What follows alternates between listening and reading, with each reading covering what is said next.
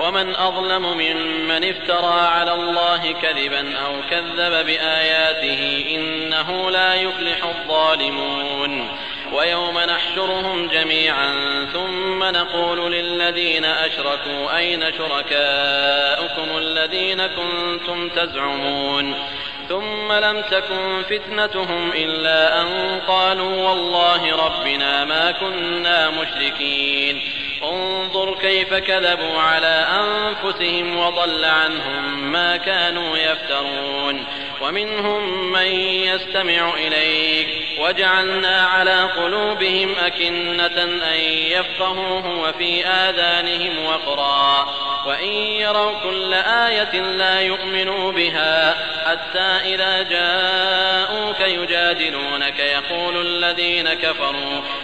الذين كفروا إن هذا إلا أساطير الأولين وهم ينهون عنه وينأون عنه وإن يهلكون إلا أنفسهم وما يشعرون ولو ترى إذ وقفوا على النار فقالوا يا ليتنا نرد ولا نكذب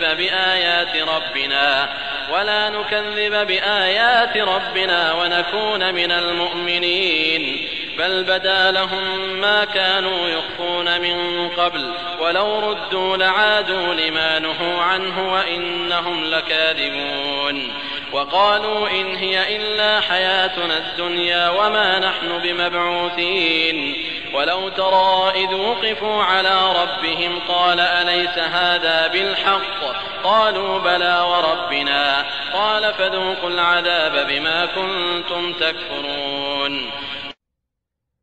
त्याहून मोठा अत्याचारी कोण असेल जो अल्लाहशी खोट्या गोष्टींचा संबंध जोडेल अथवा अल्लाहच्या आयतींना खोटं ठरवेल. निसंदेह अत्याचारी लोकांना तो मुळीच मुक्ती देणार नाही.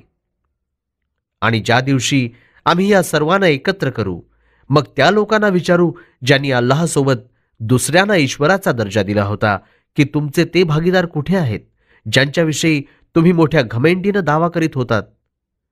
मग त्यांचा हा फितना उपद्रव त्यांच्यावरच तुटून पडेल आणि तेच म्हणतील अल्लाह जो आमचा पालनकर्ता आहे त्याची शपथ घेऊन सांगतो आम्ही मुश्रिक नव्हतो. बघा आपल्याविषयी त्यांनी कसं खोटं सांगितलं आणि ज्या खोट्या कहाण्या ते रचत होते त्या सर्व गायब झाल्या. आणि यांच्यापैकी काही असेही आहेत जे तुमच्याकडे कान लावून असतात. वास्तविक आम्हाला त्यांच्या मनावर पडदा पडलेला दिसतो. आता ते याला समजू शकत नाहीत आणि त्यांचे कान झाकले गेले आहेत. आणि या लोकांनी सर्वच्या सर्व निशाण्या पाहून घेतल्या असत्या तरीही ते ईमान राखणार नाहीत. इतपावे तो की जेव्हा तुमच्याजवळ येतात तेव्हा फक्त तुमच्याशी भांडण करायला आणि जे इन्कारी आहेत ते असं सांगायला येतात की या तर केवळ पूर्वीच्या लोकांच्या कहाण्या आहेत. आणि हे लोक या कुराणापासून दुसऱ्यांना रोखतात आणि स्वतः देखील दूर पळतात आणि ध्यानी घेत नाहीत की असं करून ते स्वतःचा सर्वनाश करून घेत आहेत. आणि जर तुम्ही पाहाल त्यांची अवस्था त्यावेळी जेव्हा ते आगीच्या किनाऱ्यावर उभे केले जातील तेव्हा ओरडू लागतील अरे रे आम्हाला जगात पुन्हा परत पाठवलं गेलं तर किती बरं होईल. तर आम्ही आमच्या पालनकर्त्याच्या आयतींना कधीही खोटं ठरवणार नाही आणि ईमान राखणाऱ्यांमध्ये सामील राहू. नाही उलट यांचा पूर्वीचा लपवलेला भ्रम उघड झाला.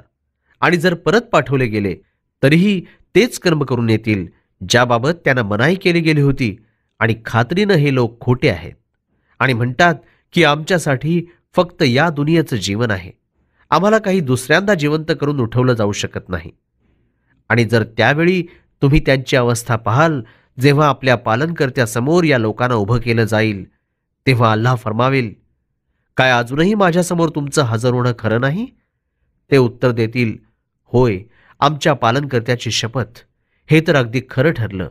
तेव्हा पालनकर्ता फरमावेल आता आपल्या इन्कार करण्यामुळे आलेल्या यातना भोगा.